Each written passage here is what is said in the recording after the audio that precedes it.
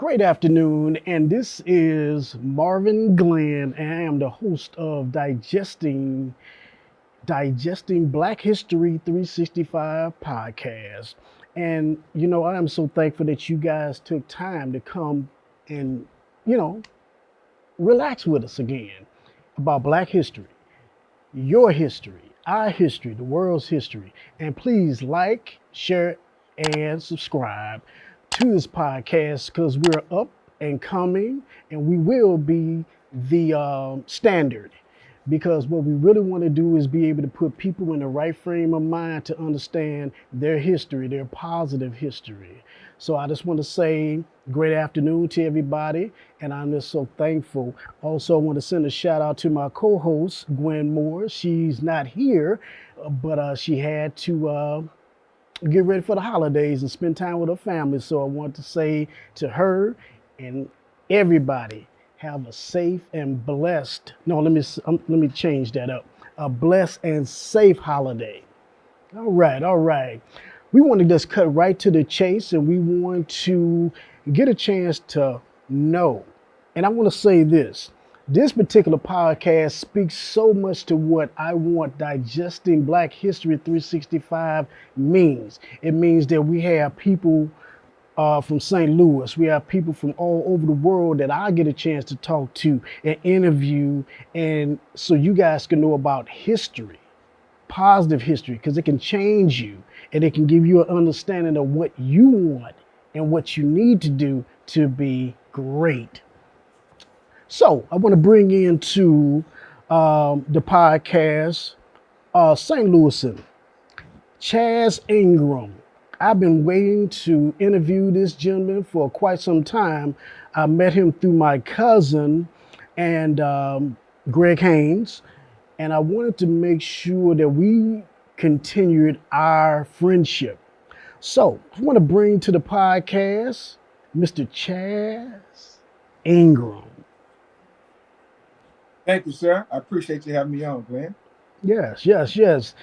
Why don't you give us a little backstory on you, just to let my viewers know who you are and what you stand for? Well, I'm as you mentioned, I'm originally from St. Louis. I attended Mercy High School, which is in University City, which is no longer standing. Mm-hmm. But graduated from Mercy High School in 1982. Went on to University of Kansas, where I was a walk-on football player. So that's my claim to fame. Mm.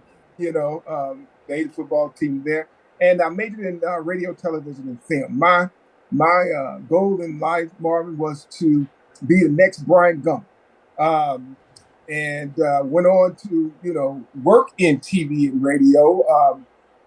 But didn't quite achieve, what I wanted to. However, it's all good because television and radio has provided me a good life.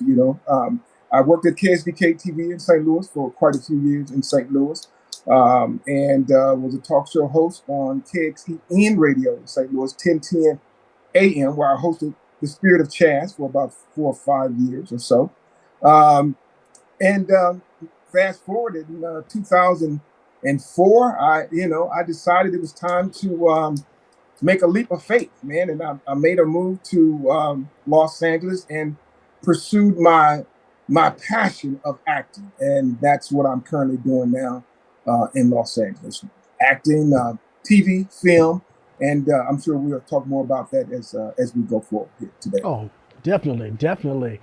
I want to go back and say, what position did you play in football at KU? Uh, I was a cornerback. I played left corner at University of Kansas. Yeah, Oh, okay. 1982, 82, 83.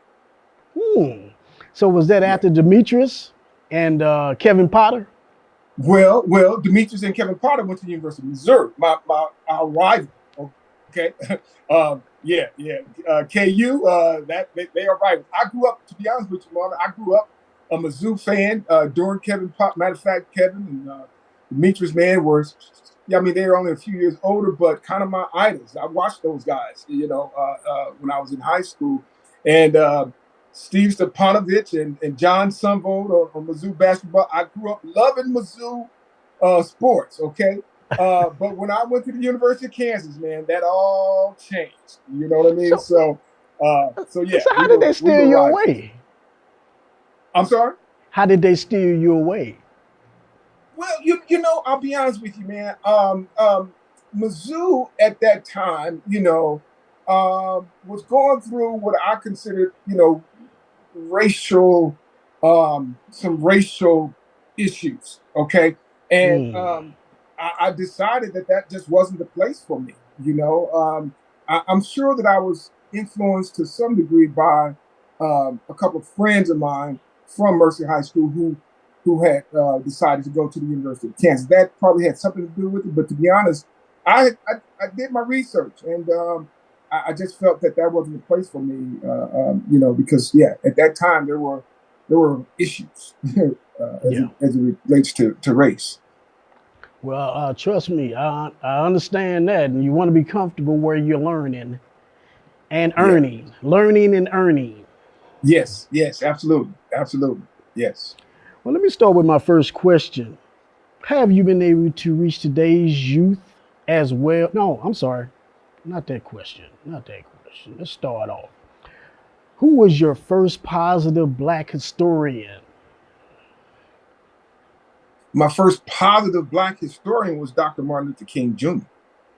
Um, he was, you know, I guess I had read about him. I don't remember learning much about Dr. Martin Luther King in school. So to be honest, I don't even know how that became for me, or how he became for me a model, or that kind of thing. But at the age of 14, I began to um, model my life after his. And I delivered my first Martin Luther King speech at the age of, 14 years old, you know. And from that point forward, I began to study his life and everything about him. But yeah, he would definitely be my first historian, if you will. So now, how did you even get that job to be Martin Luther King, play Martin Luther King? Well, initially, I mean, I went to Holy Name Catholic School in North St. Louis, and the nuns were good, and the priests too. But for me specifically, the nuns were good for pushing you forward and encouraging you. Okay, and I just remember they were always asking me and pushing me to do something, to lead something, and me being who I am, I kind of took a hold to that, and I made for myself, um, something that I thought would make an impression on other people. And I mean, who better to portray or to model yourself after than Martin Luther King? Now, when we talk about what I did personally, even after school, it was still Martin Luther King because that's what I knew. And so even playing the role of Martin Luther King here in Los Angeles, it was my idea to do that because I knew that I had studied his life, and if I could not act, I didn't know if I could act, Marv. You understand? Mm. It was my passion, but I didn't know if I was good at it. But what I did know was that if I couldn't portray anybody else, I could portray Martin Luther King. So I took on that role, and I co-wrote a play, and I cast myself in the lead role of Martin Luther King. So Right, right.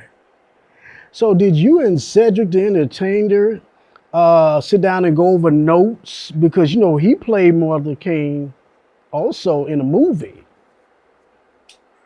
okay, you said did Cedric and I go over notes regarding the play Yeah, playing or the Martin play Luther that I King. did? Oh no, not at all. That was something that was birthed on the inside of me, and Mm. I collaborated with a friend who uh, was a writer in L.A., and that's how we, came up with the play Martin Luther King. But no, Cedric was not involved in that at all.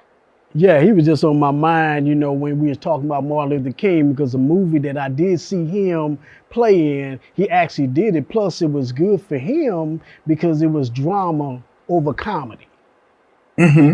Yeah, and I Yeah. really enjoyed seeing him playing, stepping out of that same role that he always Right. plays. Yeah, Right. yeah, yeah. I wasn't even familiar that he played Martin Luther King in the movie. I wasn't familiar with that. I'm going to send you the link to the movie because I don't remember the movie off the top of my head, but it was a really good movie. The main character was the guy that played MacGyver. Okay. He Okay. played Yeah. it. It Gotcha. was based. It was loosely based around him, Hmm. but Martin Luther Okay. King played. I mean, Cedric played Martin. Yeah, in the Hmm. movie. Okay. Yeah, and it was a good movie. It was a good movie, real good Good. movie. So I really enjoyed that. Let me ask you another question. What major role did your uncle play in your acting career? And we have to say your uncle is Robert Gion, St. Louis's own. And I want to just ask different questions, but not in order. So I want to make sure that you just have a good flow. But how did your uncle really, really be instrumental in your acting? Uh, yeah, he was very instrumental in my acting. By the time I arrived to LA, um, his career was already on the decline in that, he was getting older and roles were not as plentiful as they were, in his early in his career. So he had he had time, if you will, to sit down and mentor me. And that's what he did. I spent a lot of time in his house and many, many conversations about the industry and how to navigate and how to comport yourself and so forth. But he was very instrumental, in kind of guiding me along the way. So very, very valuable. Um, I will say that if it wasn't for him, I'm sure that the level of confidence that I portrayed would have probably taken longer to develop. But because of him, just listening to him and believing that I had in me what he said I did, it meant a lot, and it made a difference in how I comported myself on stage for sure. How did What look did he give you when he felt like you had the chops? What look did he give you? Did he give you What like that? look did he? Um, um, well, I'll be honest with you. I don't know if he gave me a look, but it was his words. It Mm, wasn't necessarily a look at all. It was the words that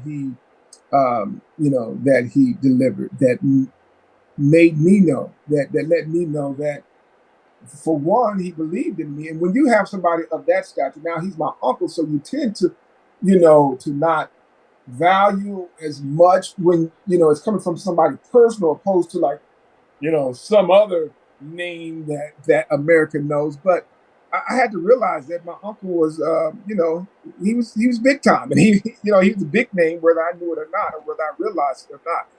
And once I grasped that, I began to value what he offered me, and so it was his words far more than any look. That's for sure. mm. And for all the people who don't remember, Robert Gion played Benson in the sitcom Soap. And he also played in a movie that I always remember, that I always think about, him and Morgan Freeman going back and forth before Morgan Freeman left East Side High on the movie Lean on Me. I always remember that part right there. And Hmm. I just like take it all in, who he is and what he means to St. Louis. Let me ask Right. you another question. Between you guys, do y'all talk about St. Louis like when you guys were just getting started, getting big? Did y'all ever have those conversations You mean before he me and left? my you You and mean your me and my uncle? uncle? Yeah.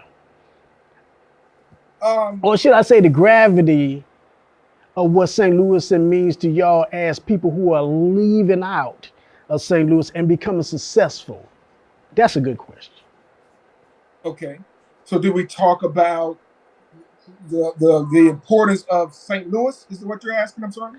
Yeah, because the reason why I bring the question up, because you think about a lot of young people out here. Now they're only gonna know you, but if they go back and Google your uncle, it'll always give them a reason to say, "I can do it." Can is not in Hmm.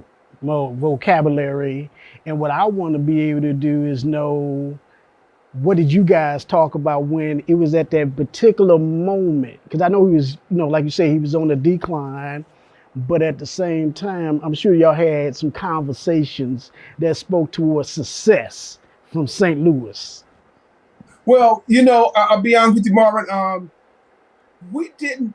We talked about St. Louis, but we talked about um, our life prior to Los Angeles. You know what I mean? Um, and I'll be honest with you, St. Louis played a role in who I am as a person.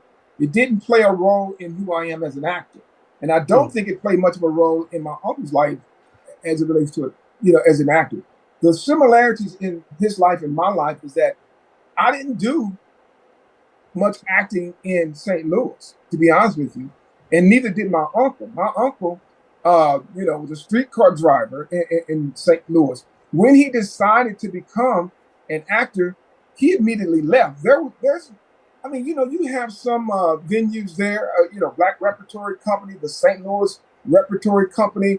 You have, the Muni and things of that nature. But there's not I mean, there's not a lot of venues or organizations or whatnot where you can kind of establish a foundation. And so, that being said, I took off to LA immediately when I decided that I wanted to pursue acting. My uncle immediately took off to Cleveland when he decided to become an actor. Okay, Hmm. so my point is that there wasn't much of a background or history as it relates to acting for me, neither, nor my uncle. Okay, so it didn't play a role in that sense as far as the acting is concerned. St. Louis did not play a role. Obviously, played a role in me developing as a man and so forth, but no, not as an actor at all. Hmm. That's quite interesting because I didn't never know that backstory about your uncle, Mr. Gion. And now that you speak on that, I understand that because a lot of people do that. A lot of people even commute and come back to St. Louis, but then some of them just get out of St. Louis altogether. Right. Robert, and the correct pronunciation is Guillaume. I know G, right? Oh, Robert okay. Guillaume. Robert Guillaume. Guillaume. Guillaume is French for Williams. His name before he moved to LA, Robert Williams. Okay. Hmm. Uh, and Guillaume is French for Williams. But Okay. but but yeah, my uncle was a great singer. A lot of people, well, people who followed him probably would know that information. But his goal was to be the first African American at the Metropolitan Opera. And that was his goal. And there was someone from Cleveland, the one of the first African American organizations or theaters there in Cleveland. The guy heard him sing and invited him to Cleveland, and that's where his acting career began. Was in Cleveland.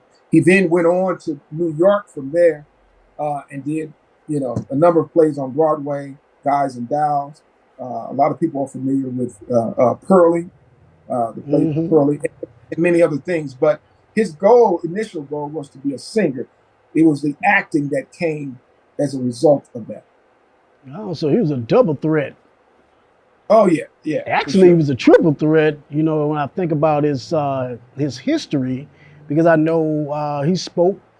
Wasn't he a mentor at one point in time? Wasn't he a mentor or doing some mentoring? I'm sure he did. I don't know of anything official, but I'm sure he was a mentor to many. I'm sure. Yeah, Yeah. I don't know if there was anything official, but yeah, I'm sure. Okay. Okay, I got another question. What's in your toolbox for success? What's in my toolbox for success? Um, Well, I'll be honest with you. It's a few things that I think there are a few things that are key to being successful. I think that you got to have a strong faith in God, uh, a strong um, belief system in yourself, and perseverance. If you Mm. have those three things, I think um, you're on your way to success in whatever field or industry you choose. Your faith in God, a strong belief system in yourself, and perseverance and determination will take you a long way. Amen. Amen. I like that one. I got to put that in my toolbox. Yes, Yeah, yes. definitely, because I'm coming along doing a lot of stuff, trying to help a lot of St. Louis and especially the youth here, be successful and different things like that. So I always talk about the toolbox. What's in your toolbox? Hmm. Which leads me to this next question, and I'm just gonna let a lot of it just flow because I want to just still get to know Chaz Ingram because there's so many different things that's probably coming down that have come across your desk that you're Hmm. doing right now. But this question here is so apropos. How have you been able to reach today's youth as well as other actors in their careers? Well, I'll be honest with you. As far as reaching the youth, it's something that I used to do years ago, particularly in St. Louis. Travel to different cities in the area. I spoke for a number of years at the high schools in St. Louis and was chosen role model of the year in 1995 and 96 by the St. Louis Public School District. So I did a lot of speaking to the youth during my time in St. Louis. It's no longer, well, I'll put it this way. My schedule no longer allows me to focus in that area as far as youth are concerned. So I can't say that I do a lot of that. Do a lot of that now. My schedule just doesn't allow. Um, but as far as actors are concerned, I mean, um, I don't really see myself as one who offers a lot of advice because, to be honest with you, Marvin, I just, and I say just, I've been in LA for about 18 years now. I don't see myself as one who offers a lot of advice to people as far as acting. There are a whole lot of people who've been doing this much longer than me. Okay. And so I don't, you know, I have friends in this business who decided to get in it recently and whatnot. Yeah, we have conversations, but I don't promote myself as one to offer advice. I don't consider myself a veteran in this business. I didn't get started in acting until I was 41 years old. I was a dinosaur already. Okay, when I moved to LA, so uh, I don't consider myself one who is. Well, I'm not saying I'm not qualified, but there are far more other people, far more qualified than I am to offer advice regarding acting. Has any of your past students or mentees have any of them reached out, or have any of them have? Do you still have a connection with them? I know you just said it's hard with your schedule, but let's say like 3 or 4 years ago, did you have any connection with your former students? Former? When I was in St. Louis, I did, but like I said, I've been here 18 years now, and so not really, to be Nah. honest with Okay. you. Yeah, no, no, I've been here for 18 years, and many of the students that I mentored in St. Louis, that was quite some time ago, and like I said, it's not something that I continue when I got to LA. I focused strictly on acting. Okay. I definitely understand that because the reason why I kind of posed that question because when they get a chance to listen to the podcast and everything, some of them I just want to get them encouraged, especially here in St. Louis. And that's another reason why I want people to digest Black history because for what they say in St. Louis, is so much comes out of here, but we always say, show me. So I want to be able to show them different things that keeps them amped up, ramped up, everything. Because me as a photographer and a podcaster, I think about yourself. I think about Greg Haynes, Rod Tate. I think about some of the actors that we have here. I think about some of the people who are just your everyday plumbers, mechanics, different things like that, because St. Louis is going through a resurgence, just like the whole world is. But St. Louis, we have definitely developed a lot of great talent, from sports to entertainment to technology and everything like that. And I just want to set a beautiful platform up for them so they can keep staying encouraged, staying Mhm. encouraged.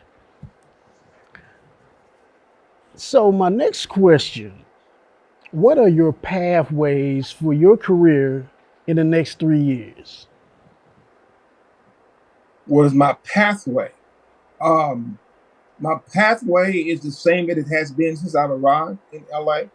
That doesn't change, and that is to continue to be consistent, in what I present on stage or on film.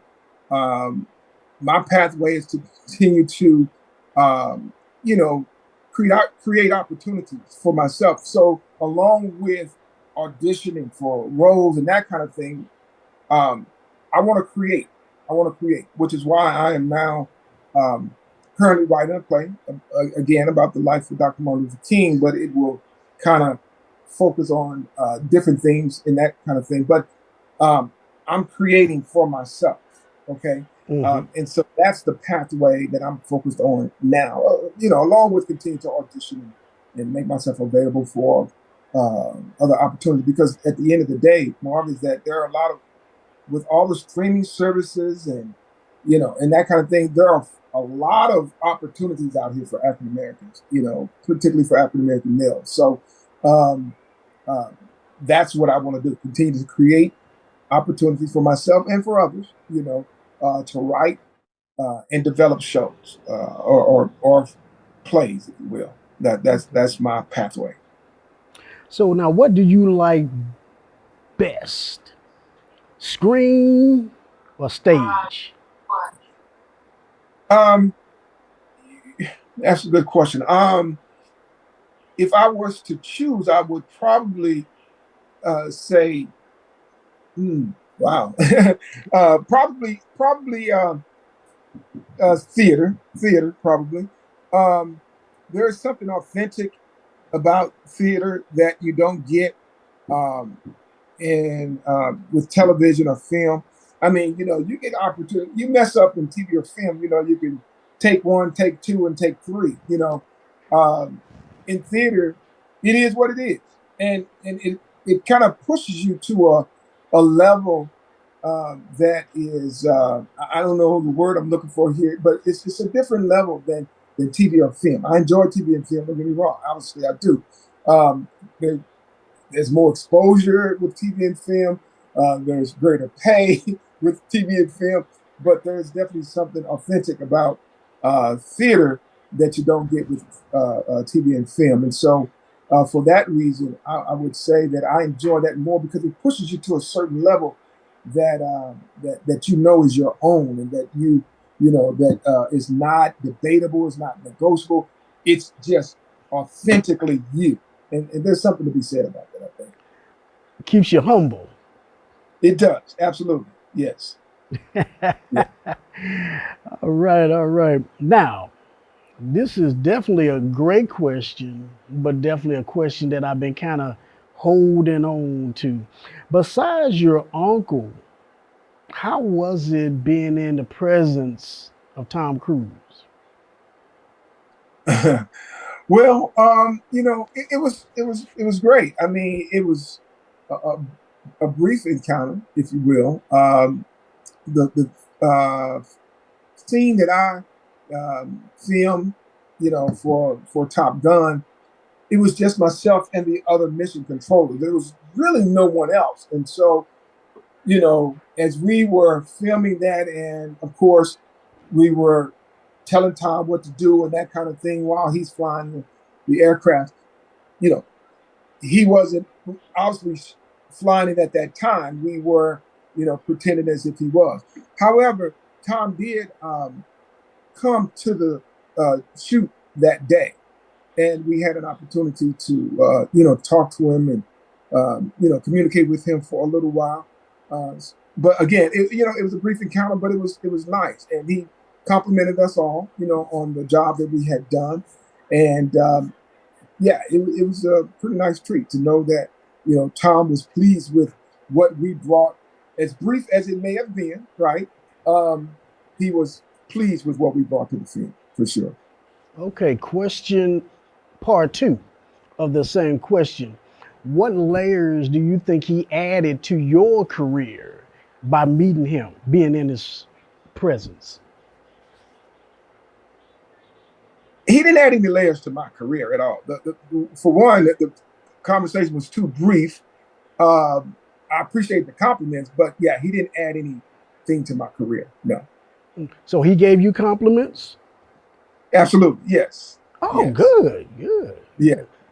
See, now that makes me see now that puts a little bit more fluidity to that question just because when you meet somebody, because I'd say the first time I met Magic Johnson, and I Hmm. knew not only from a basketball standpoint that I want to still be, I mean, I wanted to play basketball, but I really wanted to get into business because I knew Hmm. I'm being short and everything like that. I wasn't really going nowhere with basketball, but I knew I can at least have a balance between loving the game and loving how business is right now in my life. So he's always been my barometer. He's always Hmm. been my barometer. So that really that question right there was a great question that I really wanted to just kind of just pick your brain about, especially with Tom Cruise and everything like that. So so so for what you can speak about, what are some of the other movies you played in with major actors? Well, I haven't done a lot of movies, okay, but aside from Top Gun, I shot White Men Can't Jump, which will come out in 2023, and Okay. that was done with my guy from the Soul Train movie about Don Cornelius, American Soul. He played in that as Hmm. well, uh, and then I also did a movie with shucks, wow, these names, this a trip. Um, but I did a movie not too long ago with Jack Palance, and then Hmm. there was, of course, about In the Neighborhood. So as we go, along, there are opportunities, and I just shot one with on HBO, Winning Time, with Adrian Brody, and that kind of thing. So Hmm. these opportunities come in, and you know, as the name gets out there and that kind of thing, opportunities will continue to come, and I'm grateful for all of them. But it's definitely a learning experience, that's for sure. Man. Well, I ain't gonna say this the last question because we want to make sure that we get all of the information out there Yeah. about you on social media and everything like that. So we want all that information right after this question because I want to make sure that anybody that wants to go and watch some old movies or TV shows and different things that you've been involved in, I really want them to get to know you, Hmm. because that's what digesting Black History 365 is all about. Because for some people, they say, I don't know. Who is that? And first thing they know, you'd be like, wait a minute, well, Google them. I mean, granted, Hmm. I can't take, it probably can't take no more than about 7, 10 minutes out of your day just to get a chance to know people because that inspires you and gives you that opportunity to say, hey, you know what? I can do that too. And then, because see, what I always say with my motivational speaking is you learn, teach, learn. And once you get into that flow, then that means it's easy to give. That's one thing that I've taken over this last few days, people have been talking about being givers. I can't do nothing but be thankful to God for making me understand about being a giver. I mean, oh Mhm. my God, beautiful, beautiful. Right. How long will you stay bitten by the acting bug? Until I die.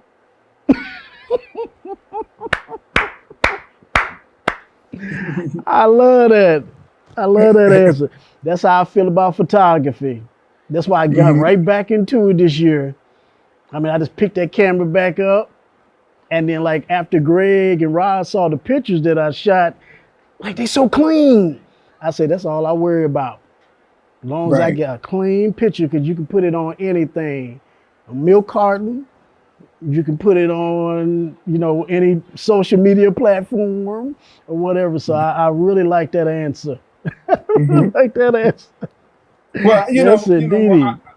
I made a decision, in 2004 to come to LA. I didn't come to LA to become an actor to only decide that, I'm going to get it 10 years and I'm done. No, no, I didn't just graduate, as you can see. I didn't just graduate high school. I didn't just graduate college. I'm in this for the long haul. And I've decided that, I was going to sacrifice whatever it took to make that happen. And I did that. And so I'm in it to win it. And I'm in it to win it until the end, whenever that is. Right. So I'm not going to limit myself to, say, no, I'm done here. Of course, uh, uh, if God says otherwise, then yeah, I mean, if something happens that I have to stop earlier than I would like, then that's another story. But my intention is to continue until I can't go any longer, So now, officially, how many years have you been a professional actor? 18 years. Oh, 18. Okay. 18 Hmm. full years. I mean, Okay, I so said please. in LA Okay, in go ahead. 2004. In 2004, and in my mind, I became a professional actor when I decided to pursue this. I became a professional actor. Um, Somebody else may feel that they didn't become a professional actor until they became a member of the union. I don't know. I didn't become a member of the union until 2012. So, from that Mm. perspective, um, I've been a professional actor for 10 years. Uh, but yeah, in my mind, no, I've been a professional actor since I got here. Yeah, and that's how I feel about photography. It's been 27 years for me this year, but then I felt like when I took the first picture of somebody that was smiling at me and it was clean, I said, I'm a professional photographer. No, I take that back when I got that first paycheck. Right, right. Exactly. Exactly. There you go. So Exactly. let St. Louis and the world know where we can find Mr. Chaz Ingram on all platforms. You can find me on Instagram at I am Chaz the actor. You can find me on Facebook. Those are the only two social media platforms that I use. Okay. Well, that sounds good. And I really want to say, give your wife a shout out because I know that's your backbone. Because I know that's your backbone. The reason why you put 18 years of sweat equity into acting, and Yeah. and I think I seen a picture of her. I believe I seen a picture of her, but Okay. I know she probably don't want to be shouted out, but I'll just put it on you to do that because when we are actors, photographers, anybody that's creative, we tend to get into our own worlds, but they know they can't always follow us, but you still got to give them some love. Yeah. Oh, absolutely. My wife, Kia Ingram, is definitely my backbone, my biggest supporter, and without her, this would probably not have happened. So grateful for my wife. Shout out. Amen, amen. Well, look, I'm gonna tell y'all right now, this is what I'm talking about. That Just in Black History 365 podcast is significant now. I love all the other podcasts I've done, but this one here is a staple. So we look forward to bringing more content to you all, telling you all to get your journals, start learning about Black history, start sharing Black history. And that's what it's all about. So once again, thank you. You could have been anywhere else in the world, but you were here with me and giving us this opportunity to share. Mr. Chaz Ingram is with you. Thank you again, sir. Thank you, Glenn. I appreciate it, man. And anytime we can chop it up, man, just let me know. I love to be back. I definitely will. And have you been to any Laker games lately? Let me tell you this. It's tough getting into, well, I was going to say Staples Center. It's tough getting into crypto.com arena nowadays. But no, I haven't been lately. Right. I do plan to go before LeBron retires. So, so we'll see how that goes. I think I'm going to try to do that too. I was trying to get Kobe. I was trying to go to see Kobe, but I had to see him in Memphis. So that turned out to be pretty good. So, we Laker fans. We definitely Laker fans from St. Louis. It's funny you say that because I had to do the same thing. I went to see Kobe in Memphis as well because it ain't nothing but 4 or 5 hour drive from St. Louis. I went to Memphis. I went to Milwaukee to see Kobe. Did I go to Chicago? Milwaukee and Memphis for sure, but it may have been a third. But nonetheless, that's what I had to do. And even here in LA, that's probably what I'm going to have to do. I'm probably going to have to drive to Sacramento or either up to the Bay Area in San Francisco, one or the other, because it's tough getting into Staples Center. Yeah, I can imagine. Well, look, we're going to wrap this on up, man, and I'll say thank you again. But to all you all, get your history, learn your history, please. That's what this platform is really all about. So I just say thank you again.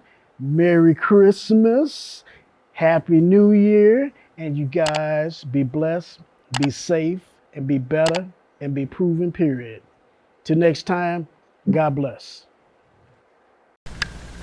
Hi, my name is Chaz Ingram. I'll be playing the role of Troy from the play Fences by August Wilson.